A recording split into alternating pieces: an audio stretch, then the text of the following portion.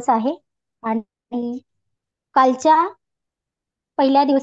कालच्या पहिल्या दिवसामध्ये आपण श्री परशुराम यांची जी प्रतिज्ञा होती त्या प्रतिज्ञेपर्यंत आपण आलेलो आहोत. तर त्यांनी जी प्रतिज्ञा केली होती परशुरामाने की 21 वेळा पृथ्वी निक्षत्रिय करीन, अशी त्यांनी प्रतिज्ञा केली होती. तर त्यानंतर पुढं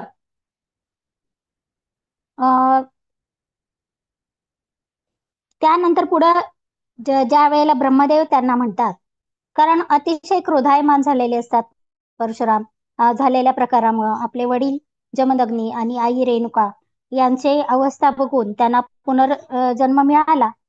त्यांना संजीवनी विद्या वापरल्यामुळं त्यांना त्यांचा जन्म परत मिळाला. परंतु हे आलेलं संकट आपल्या आई वडिलांवरती ते सहन करू शकले नाहीत आणि त्यामुळे ते अतिशय क्रोधायमान झाले आणि त्यामुळे त्यांनी ही अतिशय कठीण अशी प्रतिज्ञा केली की मी 21 वेळा ही संपूर्ण पृथ्वी निक्षत्रिय करीन, संपूर्ण क्षत्रिय लोकांचा 21 वेळा मी नाश करेन, अशी त्यांनी अतिशय कठोर प्रतिज्ञा केलेली असते. तर ही प्रतिज्ञा ऐकून ब्रह्मदेव त्यांना असे बोलतात की हे राम, हे बघ, तू केलेली प्रतिज्ञा फार दुर्लभ आहे. तू ती अतिशय क्रोधामध्ये करून टाकली आहेस. तुला माहित आहे की ही सृष्टी अनेक राजांनी व्यापलेली आहे. तू एका राजाच्या दोषावरून सृष्टीतील सर्व राजांच्या क्षत्रियांच्या निर्दालनाची प्रतिज्ञा केली आहेस. तरीही ती पूर्ण करशीलच, कारण तुझे परिश्रम आणि प्राक्तन हे दोन्ही मिळून ती सिद्धीस नेतीलच. पण माझे मत असे आहे की तू शिवेलोकी जावेस आणि प्रतिज्ञा पूर्ण करण्यासाठी शिवशंभूंचा विचार घ्यावेला.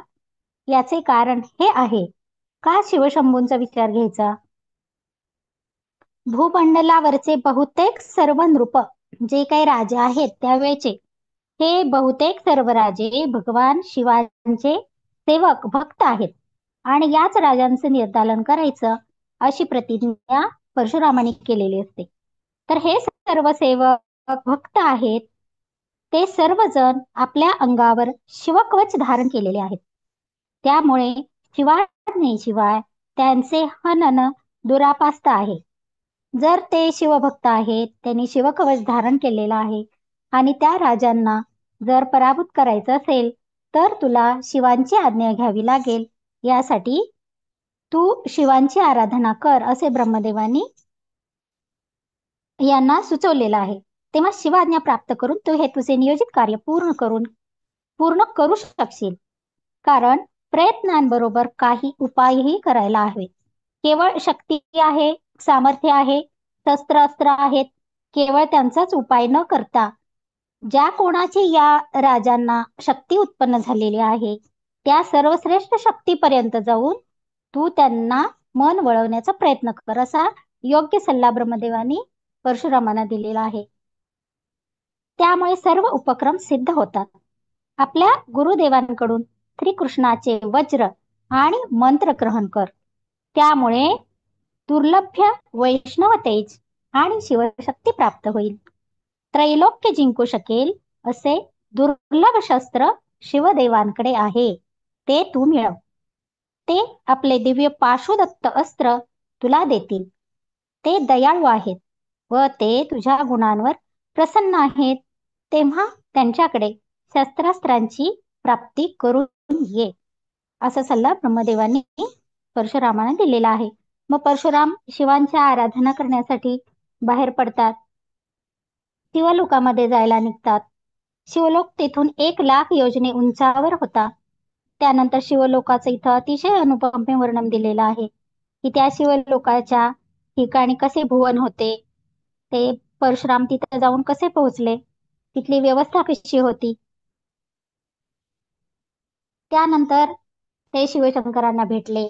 तेथे गौरी, गणेश, कार्तिकेय, नंदिकेश्वर हे सुद्धा सर्वजण भेटले. मग त्यांनी शिवशंकरांचे स्तवन केले.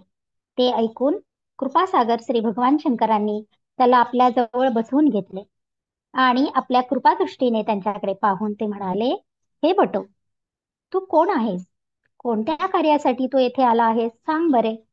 तुझ्या भक्तीच्या भावनेवर मी प्रसन्न आहे.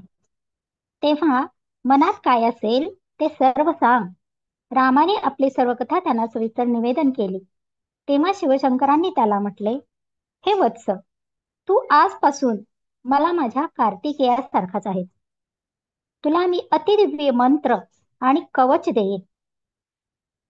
त्यामुळे तू आपली प्रतिज्ञा पूर्ण करशील. असे सांगून शंकर भगवानांनी त्यांना दुर्लभ मंत्र दिला, कवचही दिले. नागपाश, पाशुपत्र, ब्रह्मास्त्र, नारायणास्त्र, आग्नेय, वायव्य, वरुण, अरुण दिले. गांधर्व, गारुड तसेच जंभणादी दिले. गदा, शक्ती, शूळ, उत्तम दंड सुद्धा अस्त्रे परशुरामांना भगवान शंकरांकडून मिळालेली आहेत. अशा प्रकारे संपूर्ण शस्त्रांचे समूह त्याला प्रदान केले. हे सर्व मिळाल्यावर त्यांच्या सर्वांचा आशीर्वाद घेऊन राम तेथून निघून पृथ्वीलोकी पुष्कर तीर्थावर आले. तेथे त्याने मंत्र आणि कवच सिद्ध केले.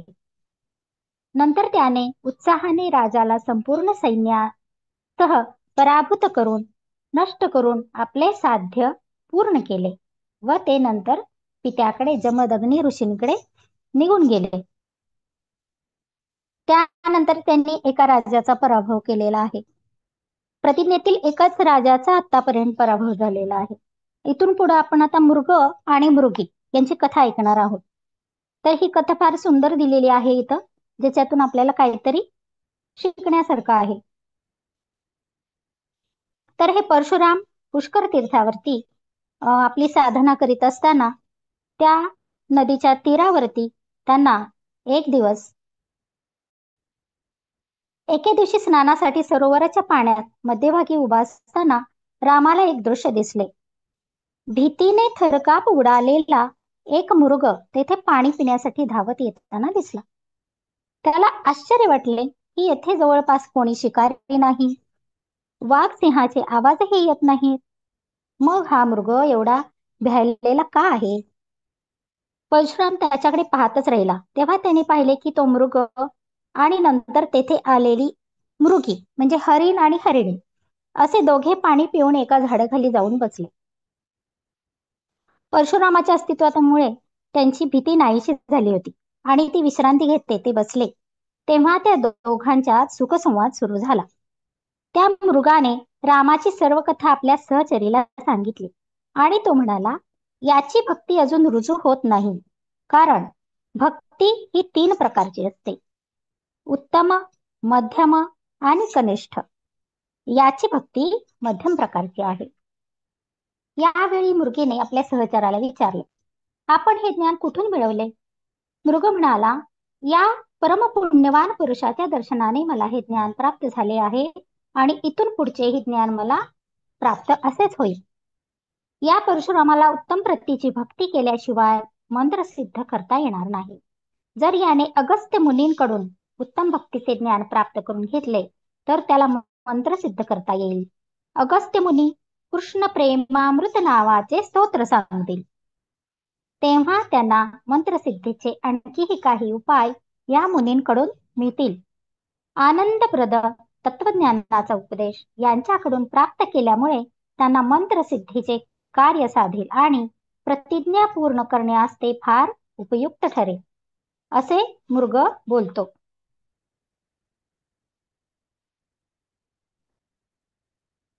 त्या मृगीने परशुरामाची सर्व माहिती आपला सहचर मृग याच्याकडून ऐकली.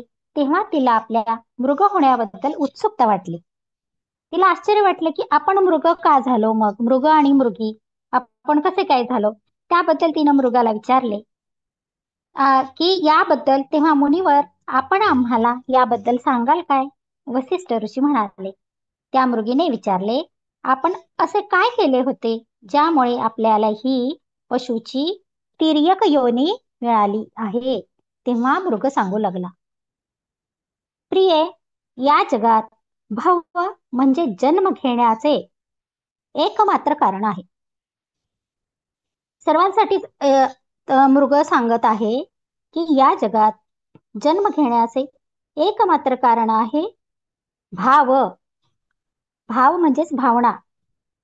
ज्याची जशी भावना त्याला तसा जन्म मिळतो किंवा त्याचा तसा जन्म होतो. आता आपल्याला मॅडम हे नेहमी सांगत असतात की मृत्यूच्या वेळी जशी आपली भावना असेल, जसे विचार असतील, तसाच सर्व मनुष्यांना पुढचा जन्म हा तसाच मिळतो. तोच उद्देश, तोच इथं संदर्भ आलेला आहे की या जगात भव म्हणजे जन्म घेण्याचे एकमात्र कारण आहे भाव. ज्याची जशी भावना त्याला तसा जन्म मिळतो किंवा त्याचा तसा जन्म होतो. जीवाचे जे सत वा असत म्हणजे पुण्य पाप जे काही कर्म असतात त्याप्रमाणे त्याला जन्म घेता येतो. तर यापूर्वी फार पूर्वी काय झालेलं, फार पूर्वी द्रविड देशात कौशिक गोत्रात हा मृग ब्राह्मण कुळात जन्म घेतलेला असतो. या मृगाने, त्या मृगाचे पूर्वजन्मी ज्या वेळेला तो मनुष्य योनीमध्ये असतो त्यावेळेला त्या मृगाचे पिता शिवदत्त नावाचे होते आणि ते 4 जण भावंड होते. तर हा शेवटचा पुत्र होता सूरी नावाचा. असे 4 भाऊ या विद्वान अशा विप्राचे पुत्र होतो. त्यांनी आमचे व्रतबंध वेळच्या वेळी करून आम्हाला वेद वेदांग तत्वज्ञान असे संपूर्ण शास्त्रे शिकवून ज्ञानी बनवले होते. आम्ही गुरुग्रही राहून त्यांची सेवा करून ज्ञान प्राप्त केले होते. म्हणजे हा पुढचा जन्म जरी मृग म्हणून मिळालेला असला तरी पूर्वजन्मी ते एक वेदांग तत्वज्ञान जाणणारे असे एक विप्र ब्राह्मण होते.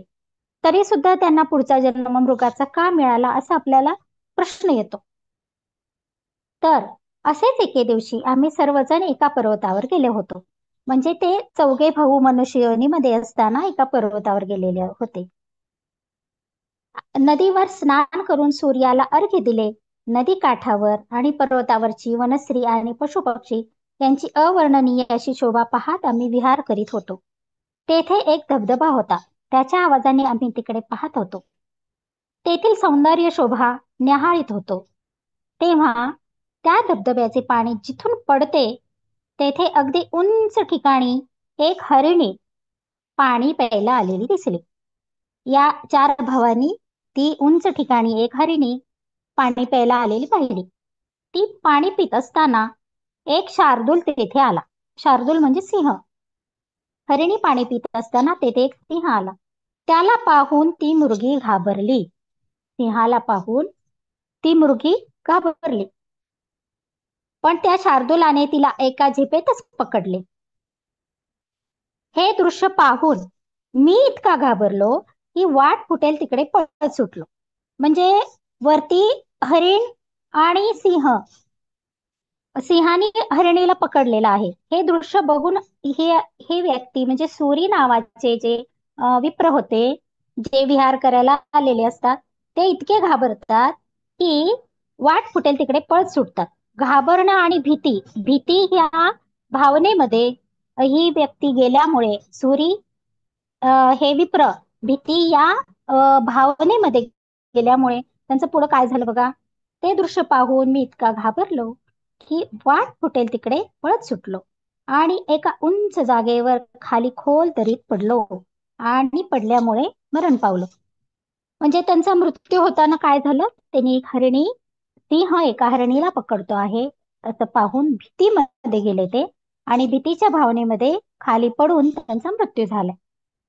सिंहाने पकडलेली मृत झालेली हरिणी म्हणजे तू आणि भीतीने पळताना पडून मेलेला मी, असे आपण दोघे भीतीच्या भावनेने मेलो म्हणून भित्र्या हरणांचे जन्म घेतले. म्हणजे त्यांना पुढचा जन्म का मिळाला असा भित्रा, का तर त्यांनी मरताना तशी दोघांनीही भीतीची भावना मनामध्ये घेतली होती, त्यामुळे त्यांना पुढचा जन्म सुद्धा तसाच मिळाला. म्हणजे आपल्या भावना ह्या किती सक्षम हव्यात, किती योग्य हव्यात, हे आपण इथून पुढं शिकलं पाहिजे.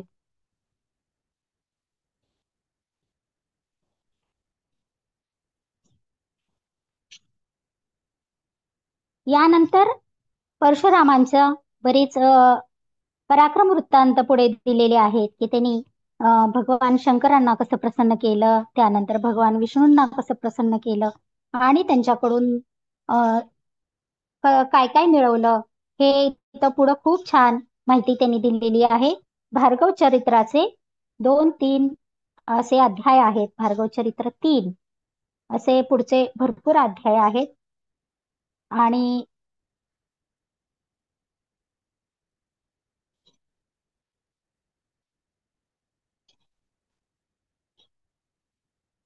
सर्व राजेंद्रातला शिरोमणी असलेला सुचंद्र त्यावेळेला युद्धाला उभा राहिला. यांनी सर्व शस्त्रास्त्र मिळवली परशुरामांनी, आणि त्यानंतर सुचंद्र हा राजा युद्धासाठी पुढे उभा राहिला. वरुण अस्त्राचा प्रयोग रामाने पुष्कराक्षावर केला, तेव्हा महागर्जना करीत मेघ आकाशात फिरून राहिले. त्यांनी जे खूप मोठी आयुध देवदेवतांकडून मिळवलेली असतात त्या सर्वांचा वापर करून त्या सर्व राजांवर प्रयोग करून सर्वांचा परिपात केला आणि सर्व क्षत्रियांचा त्यांनी नाश केलेला आहे. अशा अनेक कथा, अनेक राजांची नावे आपल्याला इथं पुढे ऐकायला मिळतील. आणि नंतर ते आपल्या आई वडिलांना भेटायला गेले, तर त्यावेळेला ते सांगतात की संपूर्ण क्षत्रिय गण भगवान शिवशंकरांचे परमभक्त आहेत, तेव्हा आपल्या कार्यसिद्धीसाठी सनातन शिवलोकी तुला जायला हवे. मी ते मान्य केले व त्यांना नमस्कार केला. ते तर असे देव आहेत की सर्वांना जे जे हवे असते ते ते त्यांना देऊ करतात. त्यांना मी सर्व वृत्तांत सांगितला.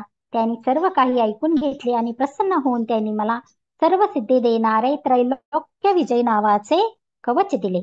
या कवचाची सिद्धी करण्याची जागा पुष्कर तीर्थ होती, म्हणून मी त्यांना वंदन करून पुष्कर तीर्थाकडे निघालो.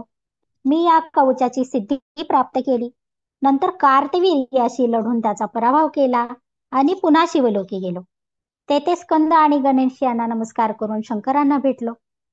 असा वृत्तांत सांगून झाल्यावर रामाचे पिता म्हणाले, तुला समस्त क्षत्रियांच्या हत्येचे पाप लागेल, आत्मशोधन करावे लागेल असे सांगितले. तेव्हा रामाने ते मान्य केले. तो महेंद्र पर्वतावर जाऊन राहिला. देहशुद्धीसाठी तेथे राहिला. त्याने एक छोटासा आश्रम बनविला. अकृत व्रणासह 12 वर्षेपर्यंत निवास केला. तेथे त्याने अनेक व्रते केली. आहार फक्त शाकाहार घेतला. अशी कठीण तपे परशुराम करू लागले. कशासाठी करू लागले? समस्त क्षत्रियांच्या हत्येचं जे पाप लागलेलं असतं ते पाप संपवण्यासाठी, आत्मशोधन करण्यासाठी त्यांनी तपश्चर्या चालू केली. त्यानंतर सगर या राजांविषयी पुढं माहिती दिलेली आहे.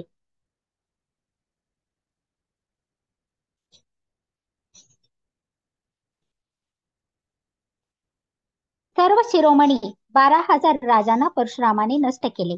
काही क्षत्रियांना पकडून त्याने तपोवनात नेले. तेथे त्यांना मारून त्यांच्या रक्ताने पितृगणांना तर्पण केले.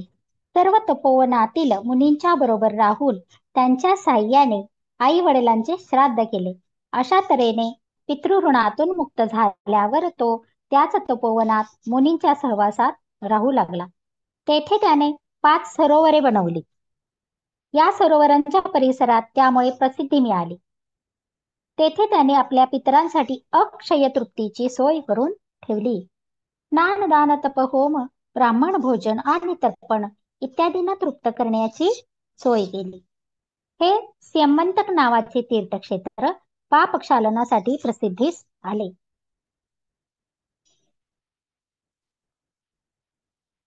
राम मग गयेला जाऊन त्याने पितरांचे श्राद्ध केले.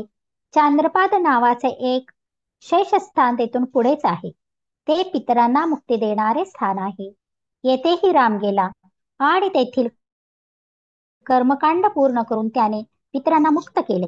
तेथे जमदग्नी आणि अन्य पितर येऊन त्यांनी परशुरामाने ते प्रसन्न झाले. त्यावेळी त्यांनी अदृश्य अवस्थेतच आकाशातून रामाला आज्ञा केली की कोणाहीकडून कधीही झाले नसते असे फार मोठे काम तू केले आहे. त्यामुळे आम्ही सर्वजण तुझ्यावर अतिशय खुश आहोत. तुझी आमच्यावरील भक्ती आणि या क्षेत्राचे महात्म्य यांच्यामुळे तुझी आणि आमची भेट होऊ शकली. पण आता हे क्षत्रिय निर्दालनाचे कार्य बंद करून निरंतर राहणारा धर्म स्वीकार आणि त्याप्रमाणे आपले जीवनक्रम ठरव असं पितर रूपात येऊन जमदग्नींनी त्यांना सांगितलेलं आहे. का सांगितलं असं? कारण हे जग, यातील प्राणी मात्र हे स्वतंत्र नाहीत. काही नियमांनी त्यांना ईश्वराने बांधून ठेवलेलं आहे. त्या त्या नियमांप्रमाणे सर्वांना वागावे लागते. मरण किंवा संरक्षण या दोन्ही बाबतीत आपण केवळ निमित्त मात्र असतो. तो करता करविता पूर्वकर्मानुसार करवून घेत असतो. हे सर्व तुला ठाऊक आहे. तेव्हा हे स्मरून तू आता शांत हो. शांतपणे जीवन घालवणे यातच खरे बळ मानवाला मिळते. तेव्हा तुझा जीवनक्रम आता याप्रमाणे ठरव.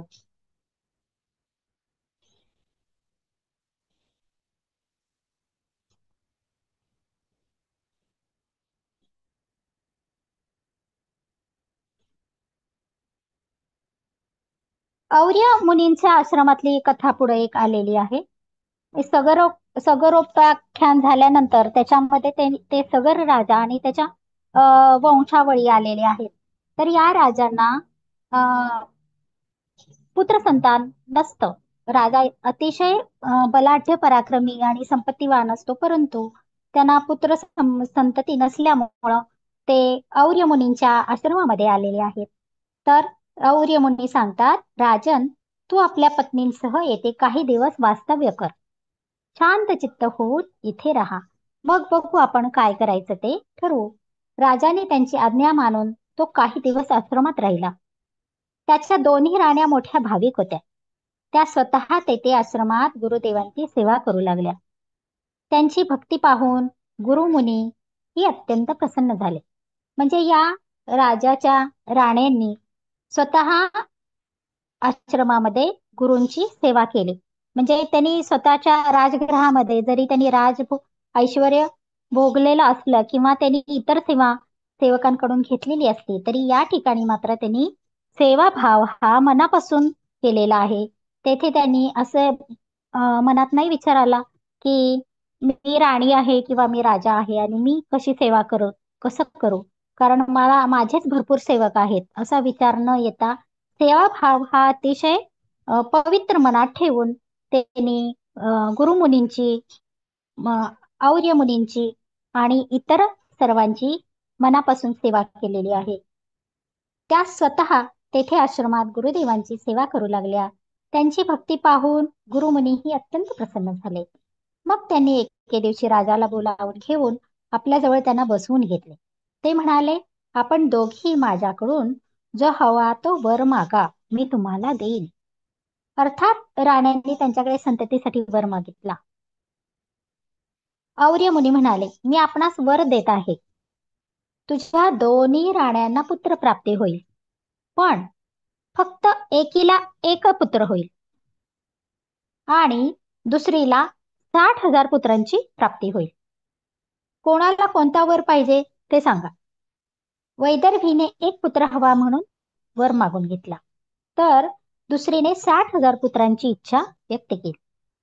मुनींनी तथास्तु म्हटले व राजाला परतण्यास अनुज्ञा दिली. राजा कृतकृत्य होऊन आपल्या राण्यांसह राजधानीस परत गेला. पुढे त्या राणींनी पुत्र रत्नांना जन्म दिला. एक पुत्र झालेल्या वैदर्भीचा मुलगा अग्निप्रमाणे तेजस्वी होता. त्याचे नाव असमंजस असे ठेवले. दुसरी राणी कौशिनीला एक अर्धवट दिवसांचा पुत्र झाला. तेव्हा राजाने तो नष्ट करण्याचा विचार केला, पण त्याच वेळी तेथे येऊन गुरुंनी त्यांना सांगितले, तू हा नष्ट करू नकोस. हा बीज रूपात उत्पन्न झालेला आहे. त्याच्यापासून तुझे 60,000 पुत्र निर्माण होतील. म्हणून तू त्याला एका घृत कलशात घालून झाकून ठेव. योग्य वेळी ते त्यातून जन्म घेतील. राजाने त्याप्रमाणे करवून घेतले. 1 वर्ष झाल्यानंतर त्या घृतकुंभातून एक एक पुत्र जन्म घेऊ लागला. अशा प्रकारे 60,000 पुत्र जन्मले. ते मोठे बलवान होते, त्यामुळे अर्थात क्रूर वृत्तीचे होते. त्यामुळे त्यांना ताब्यात ठेवणे कठीण होते. ते कोणालाही न जुमानणारे असे झाले होते. त्यामुळे राजा सगराला ते अप्रिय वाटत. आणि एक जो पुत्र होता असमंजस, हा अतिशय बुद्धिमान होता अतिशय चांगला होता. आणि हे 60,000 पुत्र मात्र क्रूर वृत्तीचे निघाले. राजाचे प्रेम धार्मिक असमंजस्वावर अधिक होते. पुढे तो मोठा झाल्यावर त्याचे लग्नही राजाने थाटाने केले. त्याचा अंशुमन नावाचा पुत्र झाला. त्याने राजाला आपल्या गुणांनी आपलेसे करून घेतले होते. पण एकदा त्याच्या असमंजसला एका पिशाच्याने घेरले आणि तो मतिभ्रष्ट झाला. म्हणजे एवढा धार्मिक असलेला पुत्र सुद्धा त्याला एका पिशाच्याने घेरलं आणि तो काय झाला? मतिभ्रष्ट झाला. त्याची स्मरणशक्तीच मंद झाली. तो क्रूर बनला आणि प्रजेला त्रास देऊ लागला. असं का झालं? कारण तो पूर्वजन्मी कोणी वैश्य होता. हा असमंजस पूर्वजन्मी कोणी वैश्य होता. त्याने कबूल करून ते न देण्याचे पाप केले होते. पूर्वजन्मामध्ये या असमंजसाचं काय पाप झालं होतं? कबूल केलं होतं. काहीतरी मी तुम्हाला देईन असं कबूल केलं होतं. परंतु कबूल करून ते दिलं गेलेलं नव्हतं. तर इथं आपल्याला आत्ताच्या कालखंडामध्ये किती छोटीशी घटना वाटते ही, की आपण सहजासहजी बऱ्याच जणांना बोलून जातो, हो हो मी हे देईन म्हणून, आणि आपण ते बऱ्याच वेळेला विसरून जातो किंवा आपल्याकडून ते होत नाही. पण हे एक पाप आहे, हे या घटनेतून लक्षात येतं. म्हणजे जर आपल्याला शक्य नसेल तर योग्य ठिकाणी नकार देणं फार गरजेचं आहे, असं आपल्याला या कथेतून समजते. त्याने कबूल करून ते न देण्याचे पाप केले होते. त्यामुळे पुढे तो या जन्मी राजाचा पुत्र म्हणून जन्मास आला आणि आता त्या भूतपिशाच्यामुळे प्रजेला त्रास देऊ लागला. राजाने खूप समजावण्याचा प्रयत्न केला, सुधारण्याचे कित्येक मार्ग अवलंबले, पण त्याची काहीच सुधारणा होईना, म्हणून राजाने त्याचा त्याग केला. आता हे या राजांची पुढे ही बरीच वंशावळी आहे आणि या वंशावळीमध्ये त्यांनी यज्ञ केलेला आहे पुढच्या वेळेला. तेव्हा ब्रह्मदेवानी त्यांना जैमिनी मुनी म्हणाले, सगर राजाने आपल्या पुत्राचा त्याग केला होता. त्याने आपले सर्व प्रेम माया आपल्या नातू अंशुमनवर, तो मोठा धर्मात्मा होता त्यामुळे त्याच्यावरतीच माया केली होती. त्याच्या दुसऱ्या राणीचे 60,000 पुत्र एकत्रच जन्मले होते. ते बलवान होते पण दुष्ट होते, उपद्रवी होते, सतत सर्व काही खूप कर्म करण्यात मग्न असत. ते सर्व जगाला त्रास देण्यातच आपला वेळ घालवीत असत. सर्वांना त्रस्त करून सोडले होते. शांत अशा सृष्टीत सर्वत्र अशांतता पसरली होती. वनातील समाधी लावून बसलेले मुनी ऋषी सर्व त्रस्त झाले होते. देवही सर्व हे पाहत होते.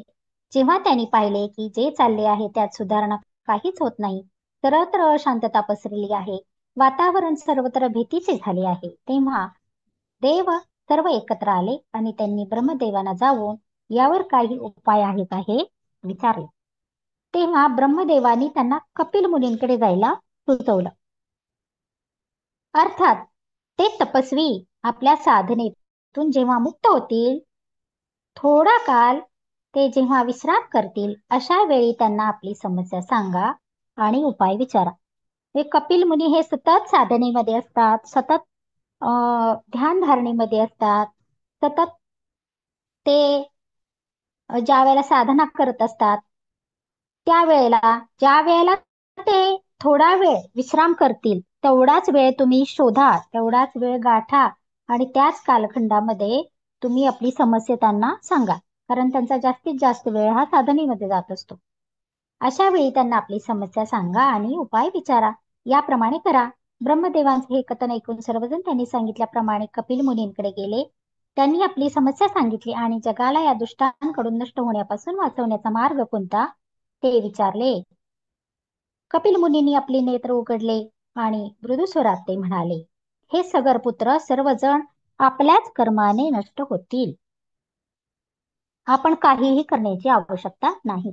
त्यांचा विनाश काळ जवळ आलेला आहे आणि मी कारण मात्र ठरणार आहे, तेव्हा तुम्ही थांबा.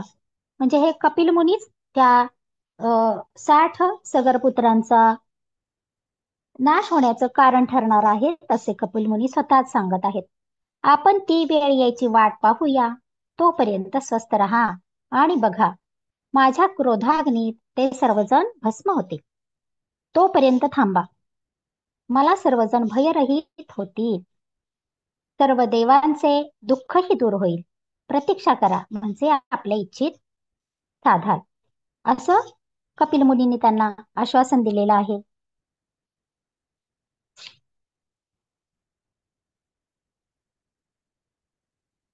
त्या यज्ञासाठी एक अश्व सोडलेला असतो.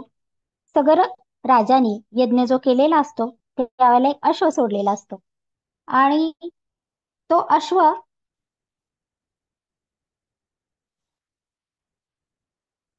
त्या अश्वाचा पत्ताच कुठे लागत नसतो. फार दूरवर गेलेला असतो. संपूर्ण पृथ्वी धुंडाळली, सर्व राने वने सर्व शोधले तरी त्याचा कुठेच पत्ता लागत नाही. त्यावेळेला त्या सगरपुत्रांनी तो कुठे असेल याचा अंदाज येत नाही. आपण आता असे करूया, समुद्रापासून त्याला पुन्हा शोधायला सुरुवात करूया आणि पाताळापर्यंत करून म्हणजे त्यांनी समुद्रापासून जे खोल खोल खोल खणायला सुरुवात केली ते पाताळापर्यंत गेले. 1000 योजने भूमी खणून काढली अश्व शोधण्यासाठी. खणलेली भूमी कमी होऊन तो समुद्राचा परिसर वाढला. तिथं खोल जमीन खणल्यामुळं त्या ठिकाणी समुद्राच्या ठिकाणीच खोदल्यामुळं समुद्राचा विस्तार जास्त वाढला. त्यांना तेथे अश्व दिसला. म्हणजे 1000 योजने भूमी खणून काढल्यानंतर त्यांना तिथे अश्व दिसला. श्रमाचे सार्थक झाल्यामुळे त्यांना समाधान वाटले. ते आनंदाने अक्षरशः नाचू लागले. तेव्हा त्यांना तेथे कपिल मुनी दिसले. म्हणजे अश्व पण दिसला आणि कपिल मुनी पण दिसले. ते पद्मासनात बसले होते. ध्यान योगात ते निमग्न होते. त्यांच्या भोवती तेजाचे वलय दिसत होते. त्यांनी विचार केला की हा अश्व त्यांच्याशिवाय कोण इकडे आणणार. त्यांनीच त्याचे हरण केले असावे. अशा हरणकर्त्या चोराला जिवंत ठेवणे योग्य नाही. त्याचा नाश करायला हवा. त्यांची बुद्धी त्यावेळी भ्रष्ट झाली होती. त्यामुळे ते असा विचार करत होते. त्यांनी प्रथम दटावून मोठ्याने ओरडून त्या मुनींशी बोलायचा प्रयत्न केला. परंतु संपूर्ण ध्यानात बसलेले कपिल मुनी त्यांच्यावर त्याचा काहीच परिणाम झाला नाही. जेव्हा ते सर्वजण त्यांना ओढू लागले तेव्हा त्यांची समाधी भंगली. ते क्रोधित झाले. अतीव क्रोधाने ते आणखीच प्रदीप्त अग्नीप्रमाणे दिसू लागले. त्यांनी जेव्हा आपले नेत्र उघडले तेव्हा ते नेत्र जरासे लाल दिसले. पण नंतर त्या क्रोधाग्नीतून ठिणग्या निघू लागल्या, सर्वत्र पसरू लागल्या. क्षणार्धात त्या क्रोधाग्नीच्या ज्वाला त्यांच्या नेत्रातून निघाल्या आणि त्या सगरपुत्रांचे त्या अग्नीने जाळून भस्म केले.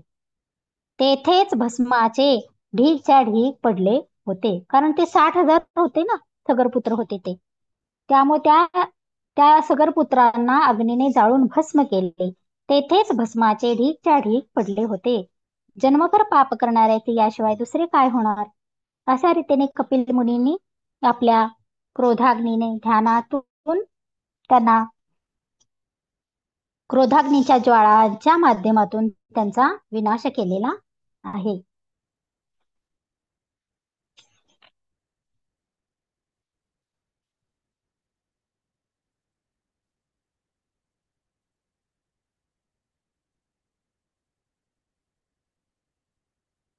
तर अंशुमन हा त्याचा नातू असतो सगराचा.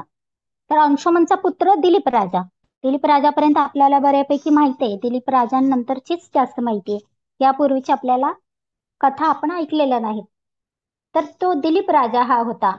सर्व सांसारिक उपभोग करणाऱ्या अंशुमनाने आपल्या या पुत्राला दिलीपला राज्य सांभाळण्यासाठी अभिषेक केला.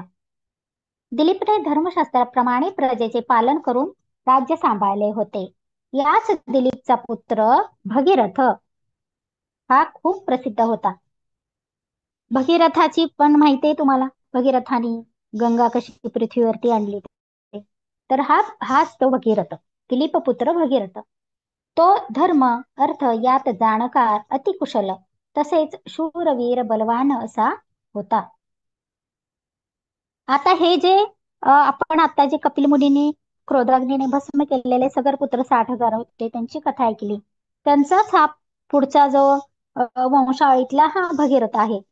परंतु हे भगीरथाला असं वाटलं की आपले जे पूर्वज हे अशा पद्धतीनं जे गेलेले आहेत पितृगण, या पितृगणांना तृप्ती मिळालेली नाही, तर त्यासाठी काय केलं पाहिजे, हा सतत ध्यास भगीरथाला होता. म्हणून काय केलं भगीरथाने, बंधू बांधवांबद्दल त्यांना जे सुखोपभोगाबद्दल त्याला वैराग्य उत्पन्न झाले. कारण आपले हे बंधू बांधव हे अशा रीतीनं सर्वजण गेले. आपल्या अशा योग्य अशा मंत्र्याकडे राजकारभार भगीरथाने सोपवला आणि स्वतः तप करण्यासाठी वनात जाऊन राहिला. कोण? राजा भगीरथ. आता त्या भगीरथाला एकच ध्यास लागून राहिला होता, काहीही करून आपण आपल्या नरकवासी पितरांना तेथून मुक्त करून त्यांना स्वर्गवास मिळवून द्यायचा. पाप केल्यामुळे हे सर्व त्यांचे पितर नरकामध्ये गेलेले असतात आणि या नरकवासी पितरांना मुक्ती मिळवून देणं हाच ध्यास राजा भगीरथ यांना लागलेला असतो. तर त्यांनी काय केलं, आपल्या पितरांना मुक्ती मिळवून देण्यासाठी प्रथम त्याने ब्रह्मदेवांना आपले तपाने प्रसन्न करून घेतले आणि आयुष्य मागून घेतले, दीर्घ आयुष्य मागून घेतले.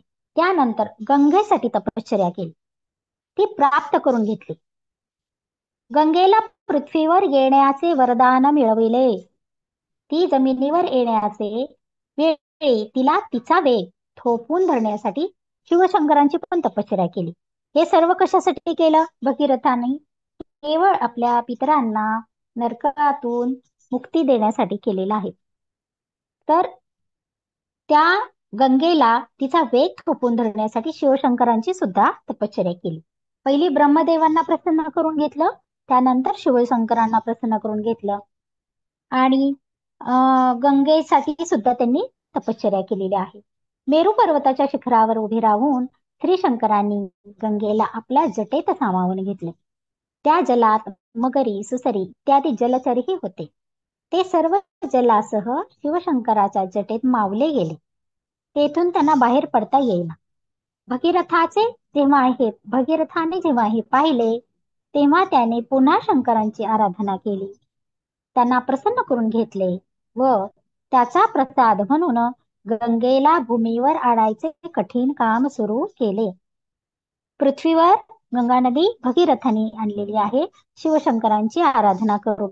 परंतु त्याच्या मागचा उद्देश काय होता, की त्याच्या म्हणजे भगीरथांच्या पितरांना मुक्ती मिळवण्यासाठी त्यांनी गंगा पृथ्वीवर आणलेली आहे. त्याचा प्रसाद म्हणून गंगेला भूमीवर आणायचे कठीण काम सुरू केले. भगीरथाने गंगेला अशा मार्गाने आणले जेथे त्यांचे पूर्वज भस्म होऊन पडले होते. त्यांचे हे चालले होते, म्हणजे ते पुढे चालत होते आणि पाठीमागून गंगा नदी वाहत येत होती. मग ते असे चालत होते की ज्या ठिकाणी त्यांच्या पूर्वजांच्या भस्म होऊन ज्या ठिकाणी पूर्वज पडलेले होते त्याच रस्त्याने ते चालत आले. तेव्हा वाटेत एक यज्ञ करणाऱ्या राजाचे क्षेत्र त्यांना लागले. त्या ठिकाणी यज्ञ चाललेला असतो आणि गंगा नदी तर ते घेऊन येतात पाठीमागून वाहत, परंतु यज्ञ चालला आहे राजाचा मोठा आणि तिथं जर सर्व जलमय झाले तर तो यज्ञ होणार नाही. मग त्यांनी काय केलं, मध्येच सर्व जल पिऊन टाकले. गंगा नदीचे मध्येच म्हणजे जिथं यज्ञ चालला होता त्याच्या अलीकडे सर्व जल पिऊन टाकले. मग त्याने त्या राजाची सेवा केली, तेव्हा तो राजा प्रसन्न झाला. त्याने ते अडवलेले जल मुक्त केले.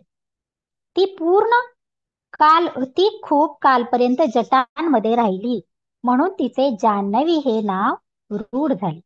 जन्नूच्या उदरातून प्राप्त झाली म्हणून जान्हवी झाली. नंतर तिने भगीरथाच्या मागोमाग जाऊन त्या पितरे असलेल्या भूमीवर गेली आणि त्या पितरांचे भस्म, अस्थि यावर जलसिंचन केले. त्याबरोबर ते सर्व मुक्त झाले, त्यांचा उद्धार झाला. नंतर ती त्याच मार्गाने पुढे वेगाने जाऊन समुद्रास मिळाली, पूर्व सागरास मिळाली. मेरू पर्वतावरून निघाल्यानंतर ती 4 दिशांना 4 प्रवाहांनी वाहत राहिल्यामुळे तिला सीता, अलकनंदा, सुचक्षु, भद्रावती अशी 4 नावे मिळालेली आहेत. अगस्ती मुनीने जलप्राशन केल्यामुळे समुद्र कोरडा पडला होता. तो गंगेच्या 4ही प्रवाहांमुळे पुन्हा पूर्ववत भरला, परिपूर्ण झाला.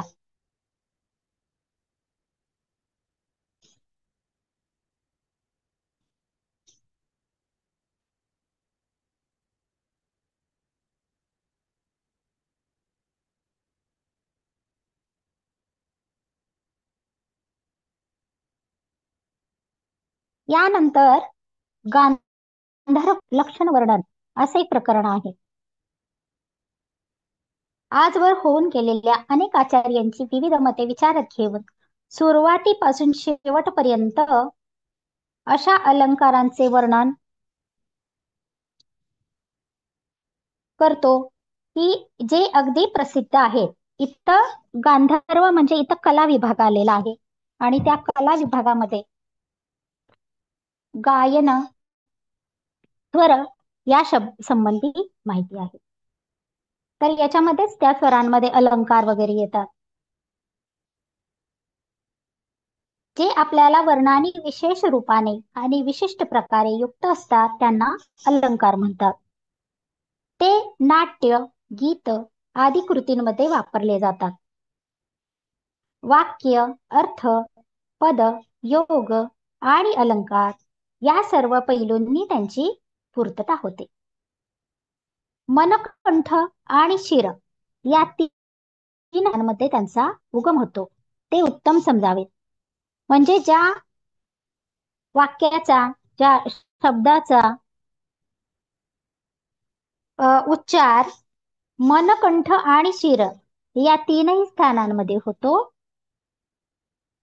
ते उत्तम समजावे. तर 7 स्वरांचे सप्तक, 7 स्वर तुम्हाला माहितीच आहेत सगळ्यांना. सारे गम पधनिसा पदन.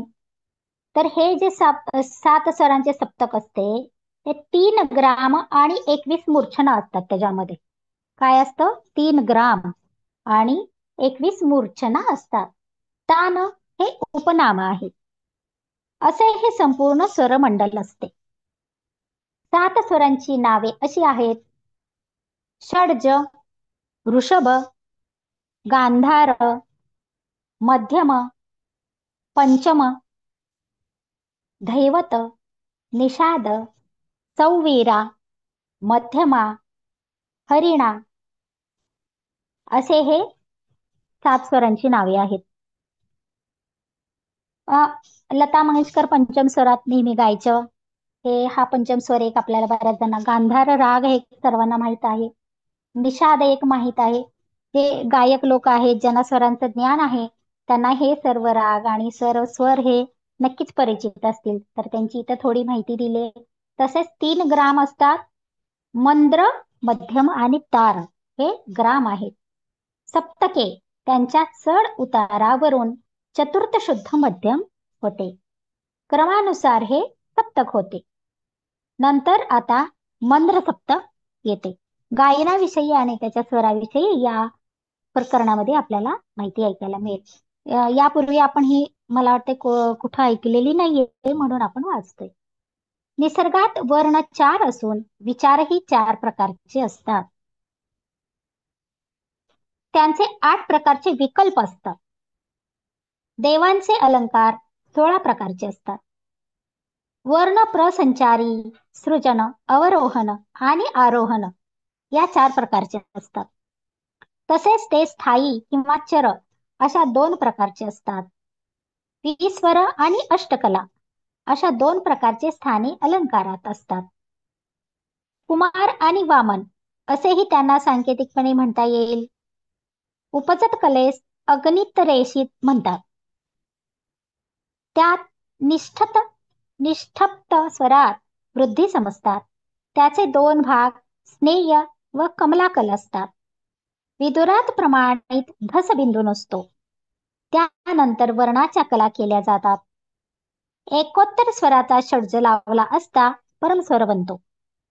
त्यानुसार त्याने उच्चारणाने, अवरोहणाने, निश्चयाने वगैरे वेगवेगळे स्वरप्रकार बनतात. उदाहरणार्थ संयत स्वर, श्रेष्ठ स्वर, वाप इत्यादी यास चतुष्कलगण म्हटले जाते. हे अलंकार देवांचे असतात. दिव्य अलंकार नसतात तेव्हा ते 30 असतात. वर्णस्थान, प्रयोग, कला, मात्रा यांच्या प्रमाणातील विविधतेनुसार संस्थान, प्रमाण, लक्षणे बनतात. याच प्रकारे 4ही प्रकारच्या अलंकारांची प्रयोजने समजावी. त्याप्रमाणे आपल्या शरीरावर घालायचे अलंकार उचित ठिकाणी घातले तरच ते शोभते. भलत्याच ठिकाणी भलता अलंकार घातला तर तो शोभत नाही, पण विचित्र वाईट वाटतो. तसेच या अलंकाराचा प्रयोग उचित ठिकाणी, उचित प्रकारे व उचित प्रमाणातच केला तर ते उत्तम ठरते. म्हणजे उत्तम खुलून दिसते, त्याचा परिणाम देखील उत्तम होतो. म्हणून वर्णांचे अलंकार म्हणजे आत्म्यांची वेशभूषा, रंगभूषा समजावी. सप्तस्वरांचा पदक्रम कसा आहे यावर स्वसार व संवर्त हे प्रकार ठरतात. गांधार, पंचम, मध्यम, धैवत, निषाद, षड्ज आणि ऋषभ हे मंत्र गायले जातात. त्यातून जे अनेकविध प्रकार बनतात त्याबद्दल किती सांगावे. त्याचप्रमाणे पद्मभाग, पाद आणि मात्रांच्या स्वरवृत्ते, वृत्ती इत्यादींच्या वैविध्यानुसारही अनेक भेद होतात. अर्थात वर वर्णन केलेला सर्व प्रकार भेदांमध्ये समन्वय असतोच, विविधतेमध्ये एकत्व ते. असा एक वेगळी माहिती स्वरांविषयी या प्रकरणामध्ये दिलेली आहे.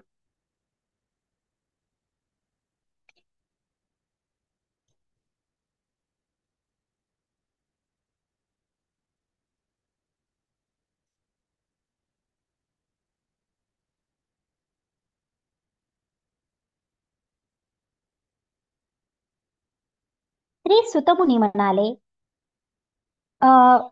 विष्णू पुराणामध्ये जे मन्वंतराची थोडक्यात माहिती दिली होती त्याच्या संदर्भात इथं थोडीशी अजून थोडीशी वेगळी आहे, ते मी वाचते. श्री सुतमुनी म्हणाले, त्यांच्यानंतर सर्व मन्वंतरे नष्ट होतात, अदृश्य होतात. तेव्हा अनेक युगे क्षीण होतात. शेवटी संहार म्हटला जातो. त्यावेळेच्या शेवटी म्हणजे संहार काळ संपल्यानंतर त्या वेळेच्या शेवटी असलेल्या मन्वंतरात हे 7 भाग, हे 7 भार्गव देव असतात. हे त्रैलोकाच्या मध्यस्थ असलेले भोग उपभोगतात. युगे 71 असतात. त्या वेळात काळात पितर आणि मनु यांच्यासह मन्वंतर क्षीण होते. त्यावेळी हे संपूर्ण त्रैलोक्य आधारभूत होऊन जाते. कधी होतं हे? जेव्हा युगे क्षण होतात, शेवटी संहार म्हटला जातो. म्हणजे ज्याला सर्व मन्वंतरे, सर्व युग संपायचा काळ येतो, म्हणजेच आत्ताचा जो परिवर्तनाचा काल आहे त्या संबंधीच इथं थोडीशी माहिती दिलेली आहे. पितर आणि मनु यांच्यासह मन्वंतर क्षीण होते. त्यावेळी हे संपूर्ण त्रैलोक्य आधारहीन होऊन जाते. त्यावेळी रहिवाशांची सर्व शुभ्र स्थाने नष्टभ्रष्ट होऊन जातात.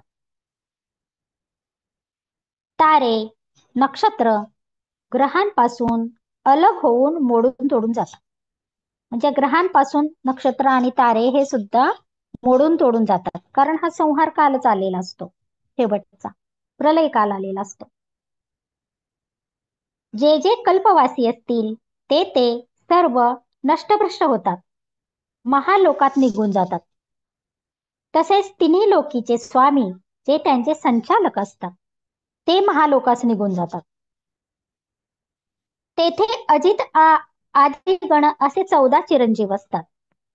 सर्व मन्वंतरात देवता 14च असतात असे म्हणतात. हे सर्व मन्वंतरात देवता आपल्या अनुयायांसह शरीरासह जनलोकात निवास करतात.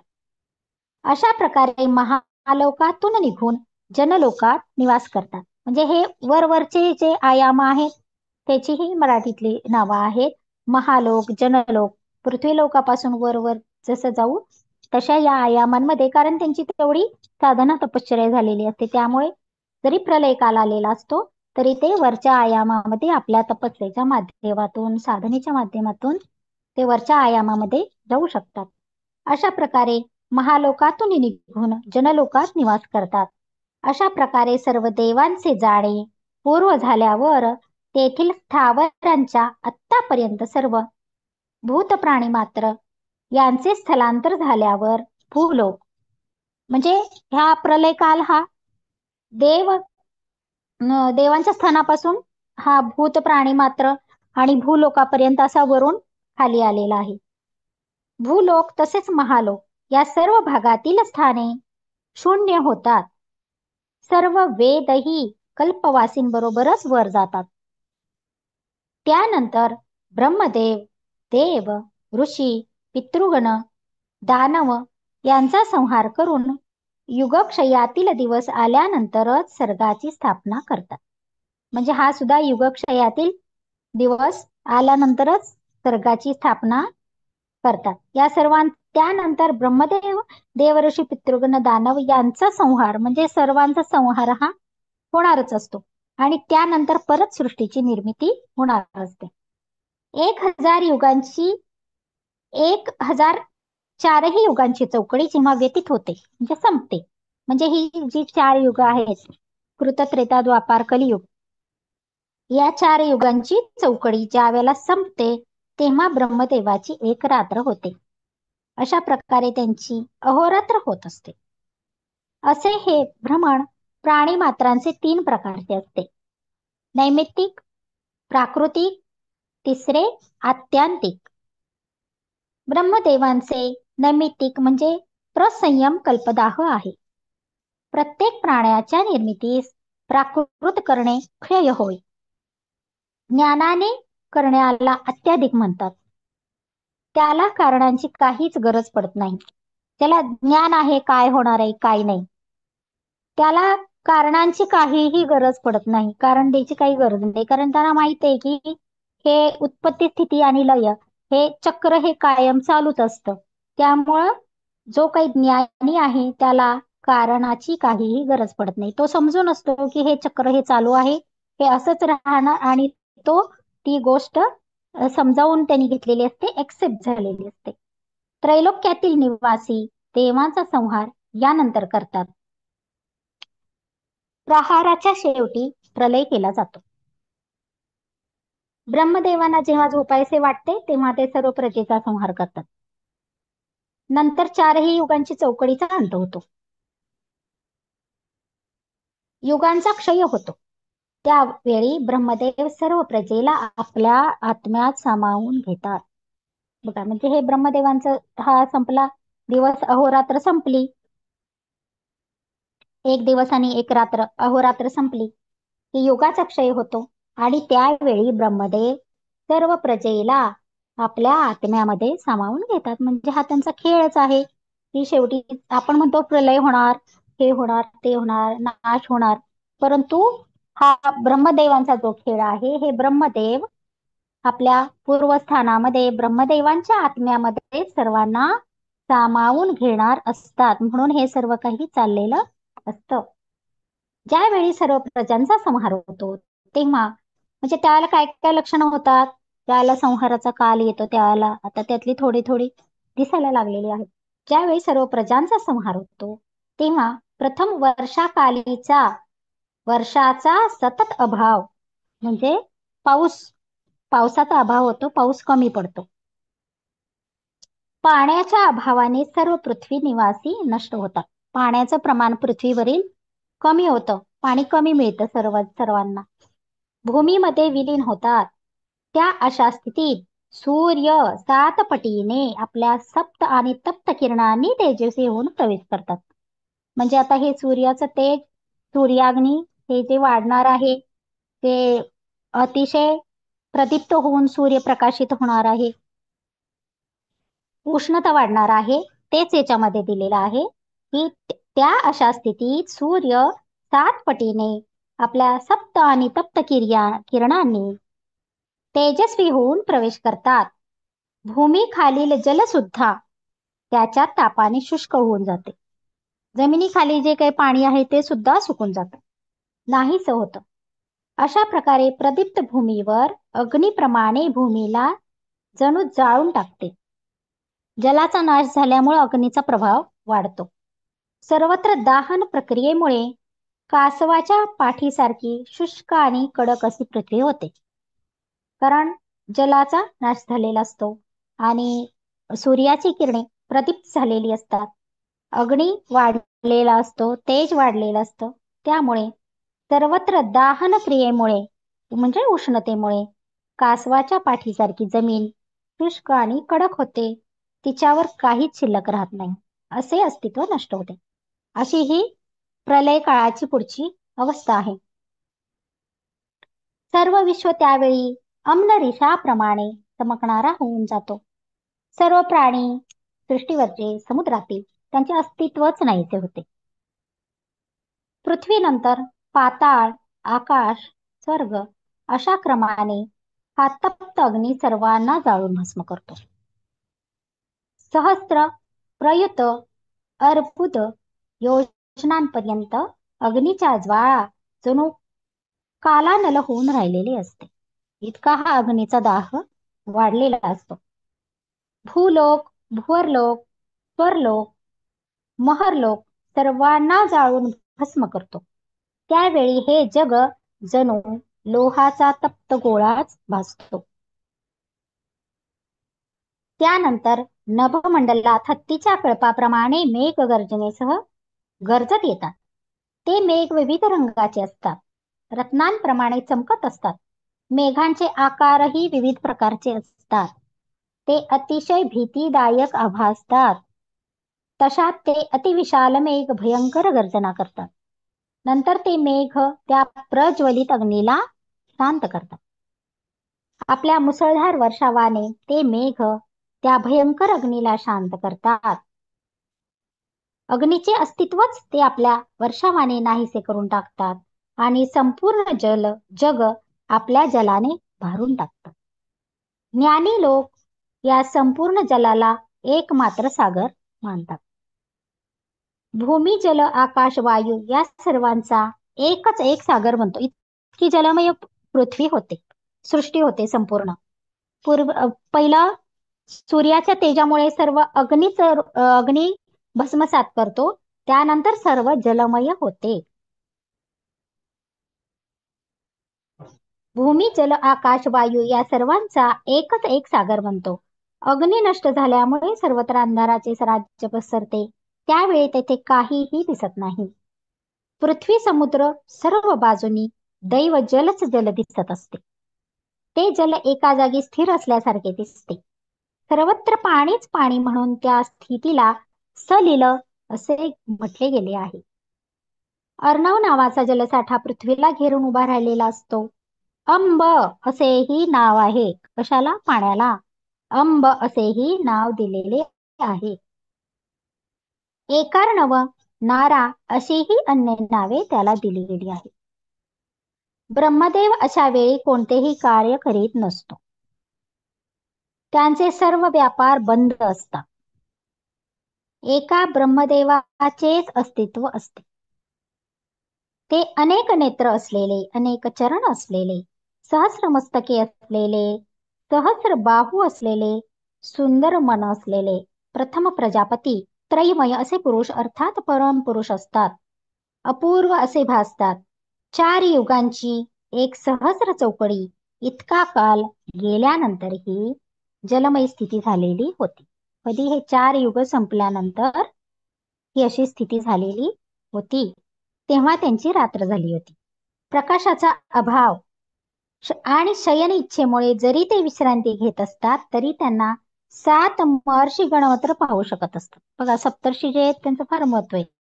ते मात्र सप्तर्षी त्यांना पाहू शकत असतात, कारण तपोबलाने त्यांना दिव्य दृष्टी प्राप्त झालेली असते. हे सप्तर्षी हे सर्वांहून अतिशय श्रेष्ठ आहेत, कारण त्यांची तपश्चर्या सतत चाललेली असते. साधनेमध्ये खंड न पडू दिल्यामुळे त्यांच्यातील जी काही ऊर्जा शक्ती असते ती अतिशय उच्च प्रतीची असते. त्यांच्याद्वारा ब्रह्मदेव जणू आपल्याच आत्म्याच्या अंशने सृजन करीत असतात. सर्वांना समान करणारे, सर्वांना आपल्यात सामावून घेणारे महान तेजस्वी पुरुष त्या एकारण स्वरूपी जळातच राहतात. जेव्हा रात्र संपते तेव्हा ते जागे होतात. त्यांना पुन्हा सृजनाची इच्छा उत्पन्न होते. बाह्य आणि नैमित्तिकाची कल्पना करतात. अव्यक्त अशा ब्रह्मापासून सर्व प्राणी परत उत्पन्न होतात. ऋषीगण, मनुगण, देवगण आणि सर्व प्रकारची प्रज्ञा यांच्या सिद्धीची निधनोत्पत्ती मानतात. ज्याप्रमाणे सूर्याचा उदय हस्त होतो, आपण रोज बघतो सकाळी सूर्य उगवतो, संध्याकाळी मावळतो. हे जसं आपल्याला माहीत झालंय किंवा याचं काही विशेष वाटत नाही, रोजचीच घटना आहे ती, अनेक वर्षानुवर्ष आपण बघतो, त्यामुळे आपल्याला त्याची सवय झाली आहे. सकाळी सूर्य उगवतो, संध्याकाळी मावळतो. तसेच हा सृष्टीचा उदय आणि अस्त होणे, सृष्टीची निर्मिती आणि नाश होणे ही सुद्धाच तितकी सहज गोष्ट आहे. ज्याप्रमाणे सूर्याचा उदय अस्त होतो, त्याचप्रमाणे समस्त प्राण्यांचा जन्म मृत्यू होत राहतो, जो आपण पाहू शकतो. आत्मा हा अजन्म आहे. त्याचा वियोग म्हणजे मृत्यू आणि संयोग म्हणजे जन्म. समस्त प्राण्यांचे जलातून नाहीसे होणे आणि जन्म घेणे म्हणजेच संसार. सृजन काळी ब्रह्मा तर संहरण काळी महेश्वर मध्ये या सर्वांचा महायोग होतो. ब्रह्मा सृजन करतो तर महेश्वर लय करतो. आपापल्या कर्माच्या फलाप्रमाणे जीव भ्रमण करीत राहतात. म्हणजे जसं ज्याचं कर्मफळ आहे त्याप्रमाणे सर्व जीवांचा जन्म आणि मृत्यू हा होत राहतो. किती वाचले आपण? पुढे वाचायचं का? नाही, 5 वाजले मॅडम, 5 वाजून गेले. ओके. हम्म. आज ध्यान घ्यायचंय का? नाही, जरा गेस्ट आलेत, बंद करू. हो, चालेल चालेल. मॅडमनी जे सांगितलंय ना ते सगळं आत्ताच सुरू झालेलं आहे. हा. तर ते तुम्ही परत ऐका, रेकॉर्डिंग केलेलं आहे. जे काही आपण ऐकतोय आता हे सगळं याच्यात ब्रह्मांड पुराणात लिहिलेलंच आहे. त्यामुळे काही नवीन नाहीये. सारखा हा खेळ चाललेलाच आहे. निर्मिती, सृजन, पालन, पोषण, परत संहार. तर हे सगळं याच्यात वर्णन आलेलं आहे. आता आपण जे युग परिवर्तन म्हणतोय किंवा सगळं होणार आहे, तर ते सगळं वर्णन यात आलेलं आहे. परत ऐका आणि ध्यान करा. आता बंद करूयात आज आपण जरा. हो, चालेल. ओके. धन्यवाद धन्यवाद मॅडम, सर्वांचे. धन्यवाद सगळ्यांना.